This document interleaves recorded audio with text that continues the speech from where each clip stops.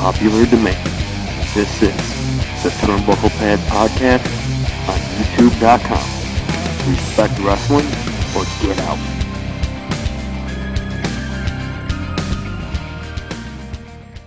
Ladies and gentlemen, welcome back to another edition of the Turnbucklepad. And today, I bring a special guest. He is the owner, creator, producer of On the Mat. He is the most hated manager in Anarchy Wrestling. He's none other than Mr. Nick Headford. Well, hello there. What's going on? Thanks for stopping by the show, Nick. How you doing, buddy? Not too bad. I'm glad that to see that you got the Turnbucklepad going here, and what better way to have it going, with good old Nick H here. Amen to that. I had to get the inspiration for Turnbucklepad on the show at least once. Well, I appreciate it. I'm very flattered. I'm glad that I have been able to inspire somebody instead of making them mad. Well, that's the beautiful thing about this business is that you never really know who you're inspiring and who you're motivating to carry on a trend or a show or just something that's essential to the business. Well, that's true. I mean, it is a small world, and if I could do something to give back to the business, I'm very happy. Amen to that. Now, Nick, you work all over the independent scene, and you've been across the states. I'm pretty sure that's safe to assume. What's been like your most favorite place to go and work at? Actually, believe it or not, I've always had fun with Freedom out in Michigan. It's a great road trip, beautiful country out that way, and Eric Freedom brings a lot to the table, and every time I've gone out there, I've had nothing but fun. Are there any companies out there that you never want to go back to? Actually, the only I've only been to Universal Wrestling Enterprises with Eric Freedom, which is his promotion. That's the only one I dealt with because I did spend a lot of time around into Indiana, here in Illinois, a little bit in Wisconsin. So the only promotion I dealt with in Michigan was the one that Eric Freedom ran. Well, Nick, I'm sure along the way in your career, outside of doing On the Mat and your show, I know you had a hand in help training some guys, helping them better themselves. Are there some impactful names out there right now that were under your influence or under your guidance? Well, you got some of the older PCW guys that was breaking in. You had the Butcher, that I don't know if he still wrestles anymore. Just more or less,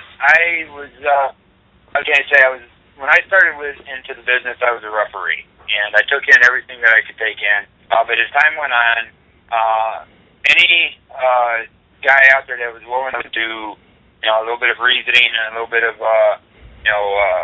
advice, I gave it to him. The list is long with talent that's out there now.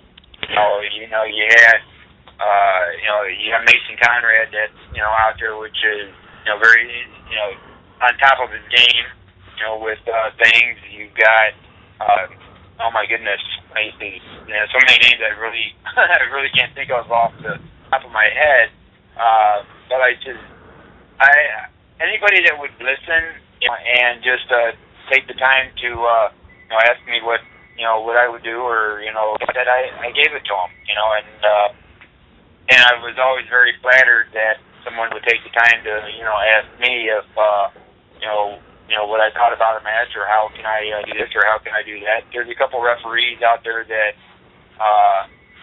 got into the business that because they see me ref, and like I said, it's always a learning experience, and I still to this day I learn from some of these guys, and like I said, it's just something that around comes around. If I could give advice and then I could learn advice myself, you always take it because you never learn.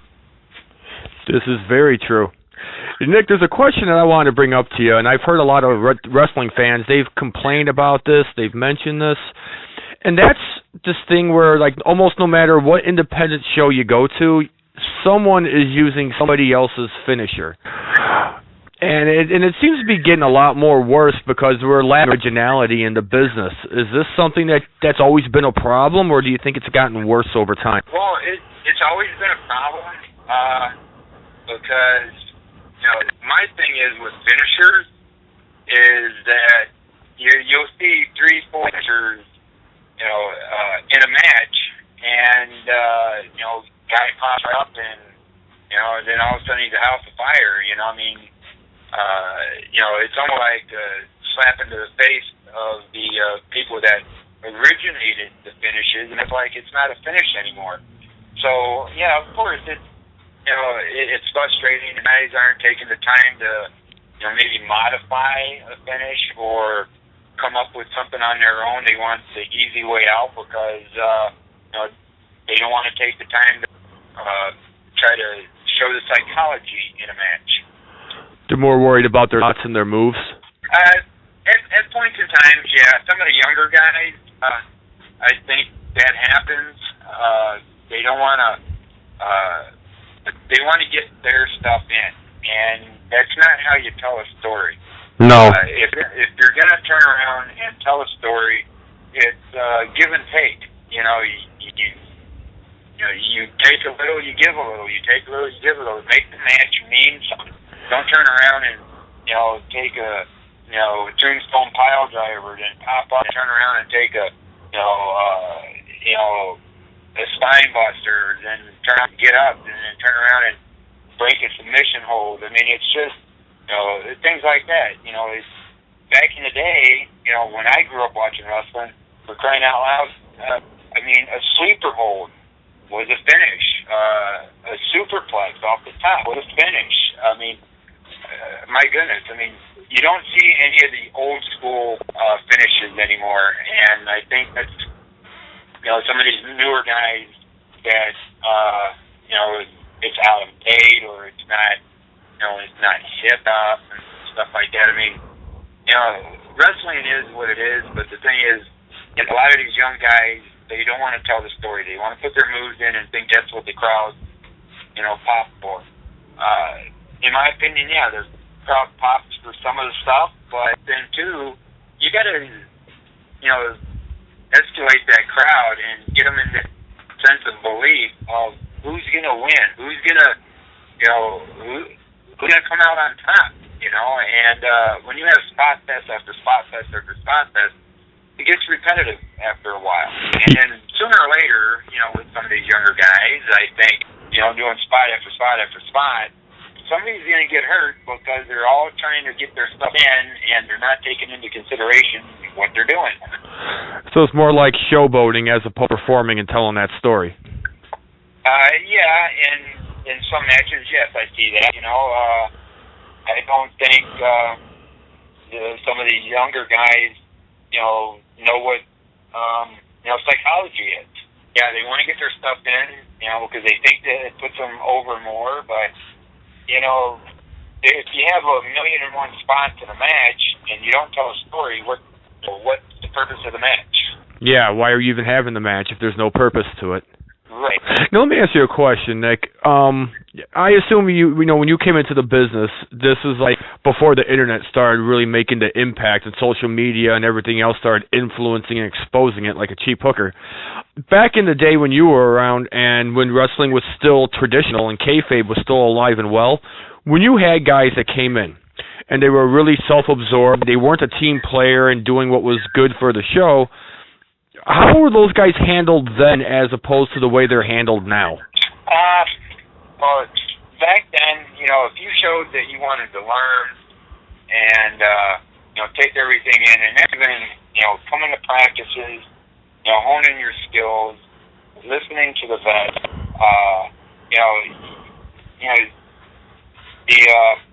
the promoted trainers, they've seen that, and now, today with some of these, vets that have been around for a while, you see they're getting booked all over the place. They're the ones telling the story. They're the ones that are, in your main, storylines and, things like that.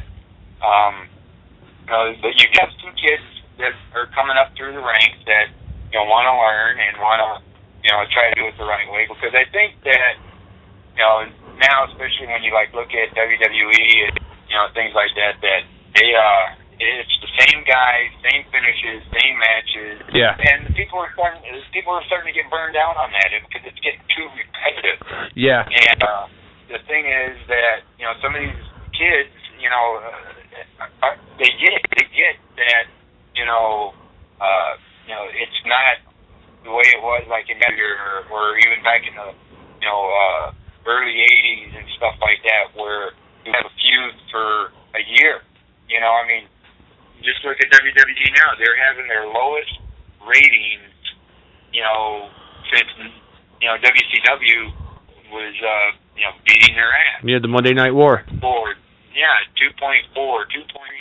Ain't even making, the threes, because it's, the wrestling fans are there, but they want to see something that's going to captivate them and want to, really draw them in. When you have the same guys wrestling for the week in, week out, same matches, same moves, same finishes, you're not given any chance to bring new people in because, everybody's getting turned off by it. And I think that's why some of the, independent is starting to, boost a little bit because they're not going to see the same stuff to be on TV. I agree. For the fact, just for the fact that people are being creative, and all that. Yeah, everything has been done. As far as I'm concerned, everything in the wrestling business is in regards to storylines, finishes, and angles has been done. But you could take the same angle or take the same storyline and maybe add a little twist to it here, a little twist to it there, and mix it up a little bit. It's going to be refreshed, And yeah, some of these kids out here, they get it, they really do. But then you've got some of these kids that, say, well, this is the new wave. You got to put all these moves in high spot.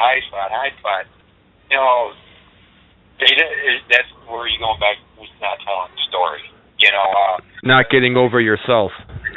Yeah, some of these kids, they get it, and which is great. But they'll help keep, wrestling alive, and they'll help keep the tradition of wrestling around a lot longer. And just, time to tell. Wrestling is nowhere near dead. It's just sometimes, your mainstream wrestling is, kind of, flat a little bit, and it's up to us, the guys on the independent scene, to shake things up and revitalize it. Yeah, absolutely. You hit the nail right on the head. Yeah, give it that life that it always had. Right now, it seems like the wrestling business has been in a coma a long time, and people are trying to, wake the wrestling business up, but it's going to take a lot for it to happen. Yeah, and you know what? You got promotions out here think that they do it, and you got these guys that haven't been trained properly, or they think they hit 3 or 4 practices that they're they're ready for the ring. I totally disagree with that.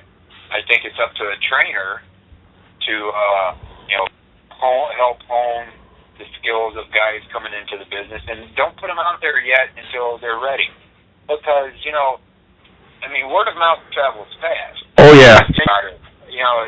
If this show has nothing but garbage workers on it, that hurts the independent scene, and then it also hurts the good workers on that show because workers on there that are sloppy or missing things and just botching.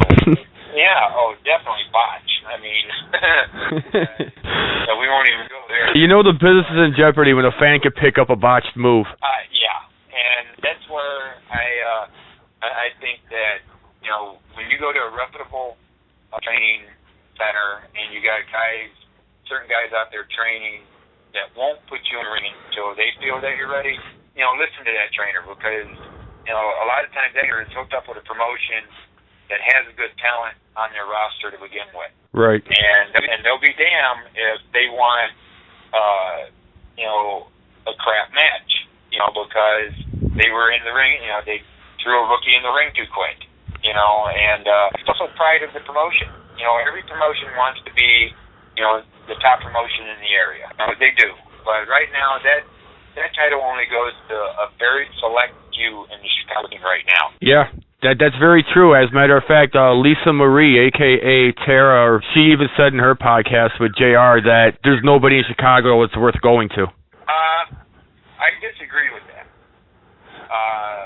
You have AAW, great talent there, a great you have, and I say this with a little bit of hesitation, you have Pro Wrestling Blitz. They've got great talent, and Underground, their talent, is bar none some of the best on the Chicago scene. You have your Anarchy, you have your Crash Tested, you have some Indiana groups, but right now I would disagree with that respectively. Right. Okay, because Lisa Marie, she's been there. She knows what to look for. She knows what it's about.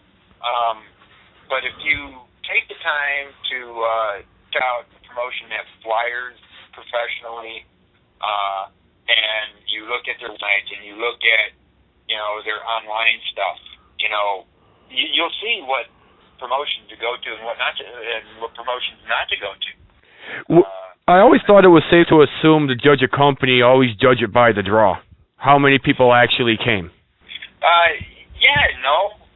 Because just for example, I was involved with Underground Pro Wrestling just the other weekend.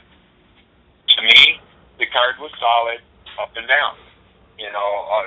From first match to the event, draw was low, but you had, who knew that the Cubs were going to be in postseason? A lot of people were watching the Cubs. Yeah. But again, and that kind of, bugs me a little bit because, these guys, they bust their ass and they don't get the opportunity to really, showcase talent and things like that in front of a bigger crowd. In my opinion, check them out online. Check out stuff that they post. You can see if they draw or not. I tell you right now, AAW in Marionette Park, they pack the place every time. They have a loyal following. Why? Because they put good talent together. They got good storyline. Blitz, they sell out almost every time. But I think what helps them is they always bring in a name. Okay? An attraction. Because they cater to the smart mark, and then they cater, to the independent guys. But like I said, they have, a great roster. And just like Underground, they don't bring in names. Their cards are solid. Their workers are solid. Their storylines are solid. Anarchy, their cards are good. They, in my opinion, they're a great, group of guys. I think just a little more direction would help. I love each and every one of them guys over there. They're a great bunch of guys, and it just sometimes I think that the direction of the company is also a big factor. Right. You got Golly Lucha Libre. Brings your best lucha and your American style in. Great, a great promotion.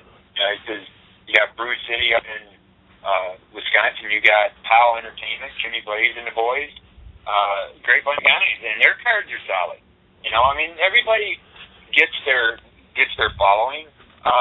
But sometimes in the summer it's harder to run in the summer than in the winter time because you got a lot of things going on in the summer. Yeah. But my opinion is, anybody that's out there listening, that you want to check out a promotion, check them out online, come up on YouTube, or give them a chance. Spend the $10 for a ticket. I guarantee you, no matter what promotion you go to, you're going to see something that you'll like. You might not like every match, but I guarantee you, in any promotion you go to, you're going to like something that you saw. And for $10, it helps the promoters, it helps the boys, and I look at it that way. I mean, independent, every little bit helps, I mean, granted, there might be a couple garbage ones out there, but, you'll know that as soon as you walk in the door. If they got a garbage tank split in two as an entrance, you know that it's or a canvas on their ring that's all tore up and taped up and stuff like that, you know that they have pride in their, in their product, Very true. That's why I can't say enough about, Underground and AAW and, at least even Blitz, that, golly, I mean, they take pride in what they do. Jimmy Glaze, I mean, he was one of my trainers, okay, and he has pride in what they do, and he's not going to, go out there and put on, a crap. So my props to Jimmy Glaze just for the fact, for as long as he's been around and through so many transitions that he's been through, he's got a good thing going. And Pal Entertainment is the only promotion right now that runs on a very consistent basis, which is more than once a month and in different locations. Okay, and you can't, and that's pride. He loves his promotion, loves the guys that work for him. So he's out there busting his ass to make it in the independent scene. He's a force to be contended with. I don't care what anybody says. He's a good promoter, from what it sounds like. He's a very good promoter. Like he says, you don't see AAW, Blitz, or Underground, or Golly, anybody like that running different venues. Pal is the only promotion, my knowledge, run in different venues. Twice a month, sometimes 3 times a month. He's running, but he's in a different location each time. Okay, so and that promoting 101. Yeah, get your name out there in as many places as you can. Absolutely. Like I said, and not knocking other promotions out there. Everybody has their own way of doing things, and they know that once a month we're here. We'll put on a good show, and the crowd will go home happy. So I mean, it's one of them things. Because I'm fond of Underground and one of the best locker rooms on the independent scene today. I have not been in a AAW locker room. I have not been in a Blitz locker room for quite some time, but I know 90% of the people in Blitz. I might know 20% of the guys in AAW, but what I see online, they got good stuff, and that's why they are one of the best, in the area today. Very true. Very, very true. I had the privilege of being at one of their shows once, and I believe that was in '3 when I got to interview Kevin Nash. It was at a Blitz show, and it was good quality, good everything. I didn't see anything wrong at all. Oh no, I mean, it's, when you put your your money into the promotion, it's gonna pay off in the long run if you use it right. Just like Anarchy, I've been with Anarchy for quite some time, and I've seen it grow. I've seen the promoter put back into the company, and that shows that he loves what he does, and he wants the boys to feel good about where they're working and things like that. I mean, so that's why Anarchy is one of my favorite places to be, along with Underground, because the promoters there really want the boys to be happy, and they really put their best foot forward to put on a good show. They have a really strong teamwork there. Absolutely, and you need that nowadays, especially on the independent. Very true. All right, Nick, well, if you're not familiar with the customs of the Turnbucklepad, and you haven't, and I'm sure you've seen a couple of the previous episodes from the previous seasons, we always have one question that we ask every guest. And we're trying to keep it a little diverse this season, but the tradition of this question, I think it'd be great to ask you, what advice would you give to someone who wants to get into the business or who is new and already in the business? Okay, first of all, ears open, mouth shut. Okay. When you get into this business, do what is asked of you. Make the training sessions. Go to the gym. Get your cardio in. Get your weightlifting in. Learn the skills. There's vets out there that still practice because they want to keep their skills sharp. Take your time. Don't rush into anything, and just listen. And don't take advice. Don't mistake advice as criticism. Guys like myself and a lot of the other vets out there, if we tell you something about your match or something like that, it's just because we want you to get better. We're not saying you're terrible. We just want you to get better and to cover all the bases. Because the main thing is we want you to stay safe. And guys, especially you guys been in the business for a while, for a little bit, you got a year in or whatever. Don't attempt anything that you're not used to, because you could hurt yourself and your opponent. And the main thing is safety. And you guys that have been doing it for a little bit, if you're not comfortable with taking a piranha off the top of it, don't give it either if you don't know what you're doing. Stick to what you know, and as time goes, your skills will get better.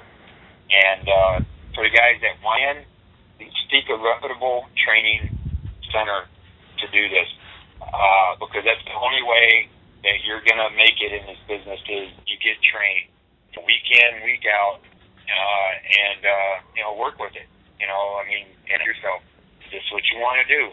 Because there's going to be times you will get hurt. There's going to be body's going to be so damn sore you're not going to be able to move the next day. But like I said, all you guys that are out there that's got under 2 years, just be safe out there. Don't move too fast and listen to what the vets have to say. Golden words. Golden words. Well, Nick, we really thank you for taking this time out today to come to the show. If the fans want to find you, how can they find you? Catch me on Facebook, Nicholas H, and on the mat, on Facebook. You'll see interviews that I do. You'll see past episodes that I've, classic episodes I've put up. And you can even catch me on YouTube, Nicholas H, with all my on the mat episodes and interviews. There you go, fans. Nick Headford is not a hard man to find at all. We thank you so much for coming out and being on the show. Fans, this is Mike Stover, and this is Mr. Nick Headford, and we're out. All right, have a good night.